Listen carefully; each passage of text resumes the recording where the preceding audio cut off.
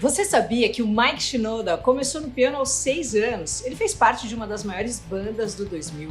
Era o principal compositor, é multi-instrumentista, faz rap, canta, compõe, produz, ilustra, desenha, pinta, enfim, é um canivete suíço da criatividade.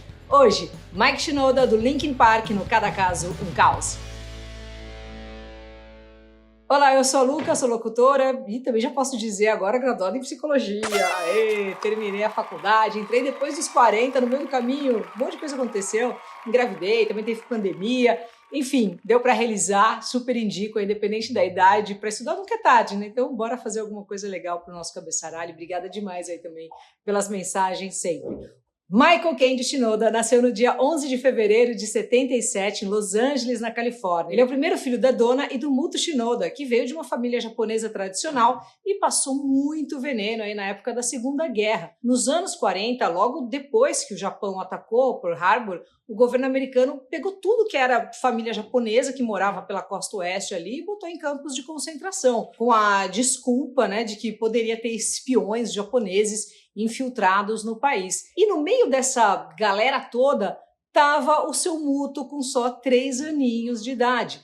Depois que a guerra acabou, os japoneses foram libertados, mas o estigma ficou ali, né? Permaneceu. E eles eram vistos como inimigos de guerra, além de serem alvo constante de racismo. E um racismo que vinha de todos os lados, assim, até mesmo nos jornais e também na escola. Os Shinoda eram empresários bem-sucedidos, mas tiveram que começar do zero e foram trabalhar nos campos de colheita e demoraram um bom tempo, né, para conseguir se restabelecer. O Mike cresceu ouvindo as histórias da família e foi nessas aí que ele aprendeu sobre o que era o racismo, né, o que era a xenofobia, e nessas se ligou que tinha um paralelo forte dessas histórias com o tipo de som que ele mais gostava. O rap. Ele cresceu fritando nos NWA, Public Enemy, Ice Cube, Ice-T, Eazy-E e, segundo ele, aprendeu a respeito dos Panteras Negras, sobre o Malcolm X e todo o racismo sistêmico que os negros viviam. O rap falava das coisas que não estavam nos noticiários, assim como as histórias que ele ouvia ali da família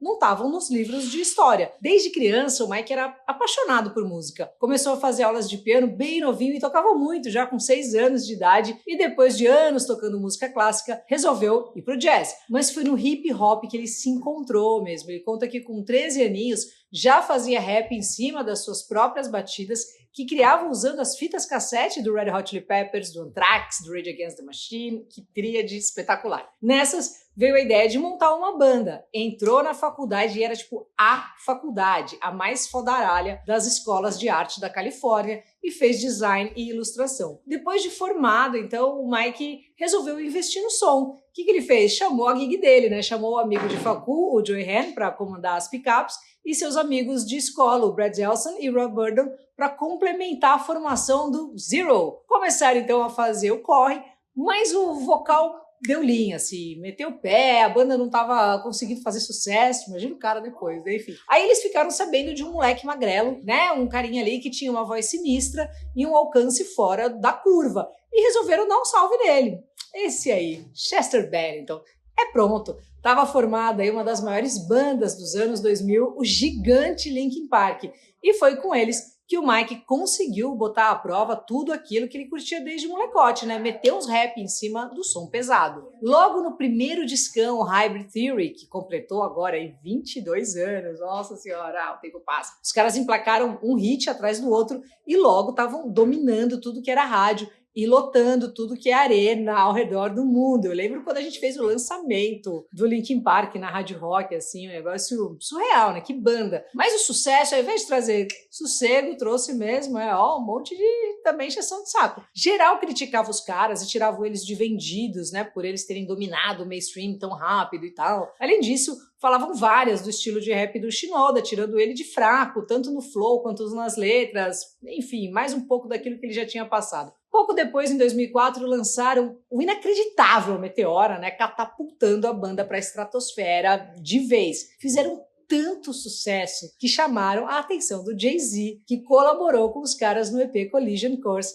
que além de garantir um Grammy, foi produzido, foi mixado e tudo mais pelo Mike Shinoda. Foi nessa onda aí do rap que ele lançou também o projeto Fort Minor, trazendo um elenco assim de peso do rap. Apesar do Chester, que também tá por aqui, né, roubar a cena com a presença, com a voz inacreditável, o verdadeiro arquiteto do Linkin Park era o Shinoda. Ele era o principal compositor, produzia, trampava nas artes das capas, a rapou toda. Pra você ter uma noção, no Reanimation de 2002, o Shinoda comandou todo o processo criativo, além de também abrir espaço para collab com um monte de rappers do underground, ajudando os caras a chegar no mainstream, né? O Linkin Park gravou vários discos de sucesso, fizeram uma cacetada de tours, né? E muito disso se dá ao enorme talento do Mike Shinoda, que é um negócio assim surreal. Inclusive, ao vivo eu tive o prazer de apresentar o show deles e foi um negócio surreal no Morumbi, né? Agora, o que é interessante é que o Mike Shinoda quase tomou um pé no comecinho da banda, sabia? O Chester contou uma vez que quando eles assinaram com a gravadora, queriam tirar o Mike da jogada e botar outro rapper para que ele tivesse mais destaque. Mas ao invés de abraçar essa ideia nada a ver, né, dos caras da gravadora, o Chester ficou puto. Ele falou assim, ó,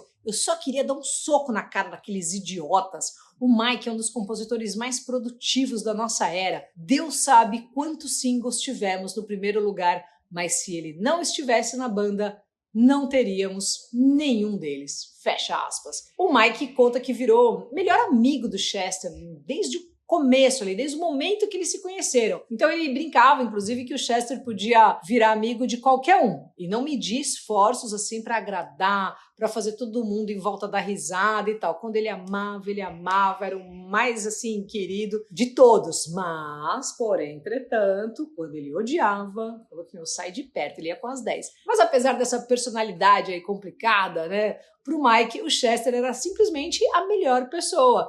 A pancada que foi a morte do Chester Bennington, assim, pra ele foi um negócio, pro mundo todo, né? Bateu muito hard, assim, mas pro Mike foi um negócio pesadíssimo. Além de melhor amigo, os caras formaram uma das maiores duplas do rock contemporâneo. E o Mike se sentia perdido ali, fazendo o que ele mais gostava, que era música, sem o cara que ele mais curtia, né? Que era o Chester Bennington. Pra ele, a ideia de entrar no estúdio sem o Chester era um negócio, assim, assustador, não só pela ideia de ser consumido pelas memórias, mas também de não conseguir produzir nada de bom sem o seu companheiro. Ele aprendeu que o processo de luto é totalmente irracional, né? Que é aquela história das fases, a negação, a raiva, a barganha, a depressão, a aceitação, não acontece nessa ordem, gerando então um caos imenso na cabeça da pessoa.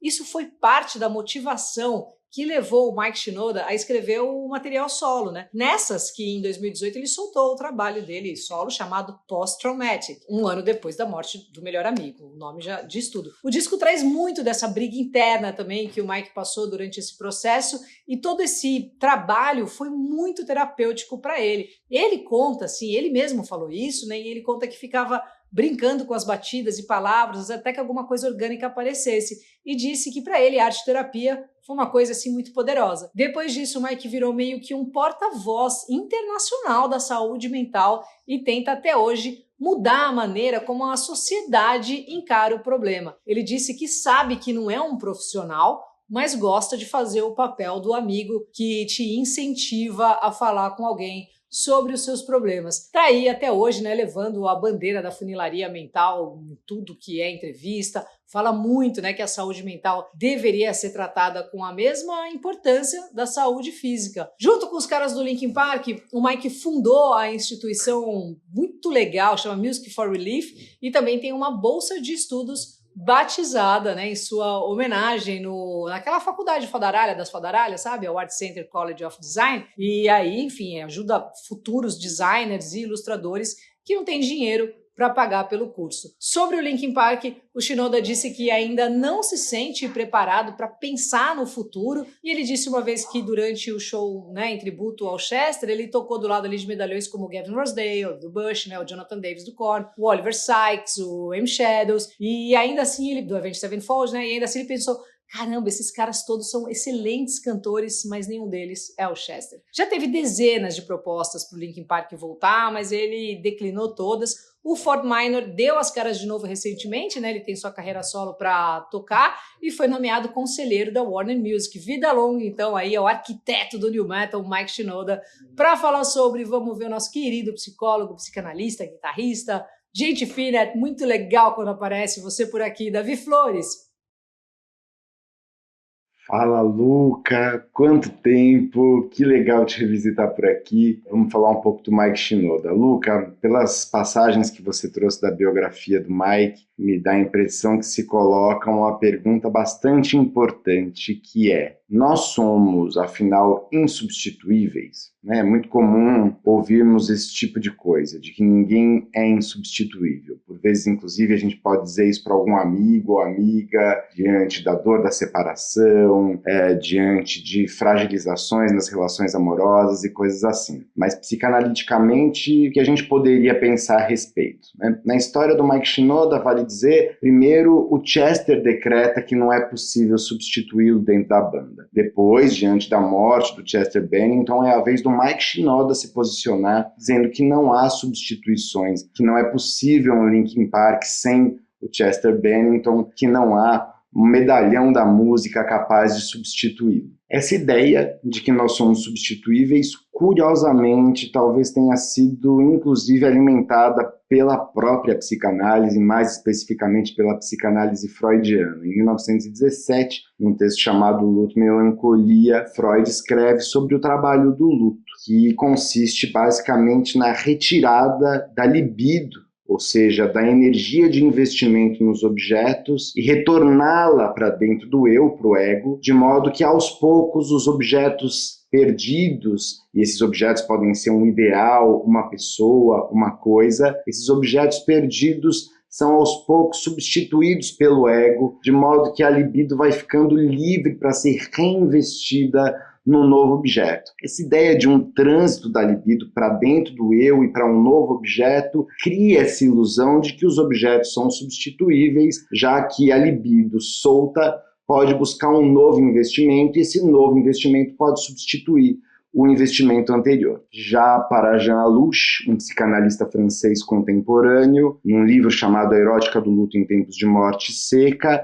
essa teoria sobre o trabalho do luto em Freud deve ser revisitada e repensada, já que, para esse autor, a questão do trabalho do luto não implica simplesmente na retirada da libido, mas em encontrar um lugar para o objeto perdido dentro de nós, já que há algo da natureza do objeto que é sempre insubstituível. Traduzindo em termos de Mike Shinoda, existe algo do Chester Bennington que é insubstituível, ainda que partes dele possam ser, já que tantos outros cantores poderiam cantar suas músicas, há algo de precioso a respeito dele que jamais poderá ocupar esse lugar, essa falta, esse espaço vazio. Desse modo, então, o trabalho do luto, aquilo que nós perdemos, só pode ser feito contanto que não haja pretensão de apagar, de esquecer, de trocar, de colocar alguma coisa no lugar. A gente só consegue perder se a gente entende que algo foi de fato perdido e que é preciso encontrar um lugar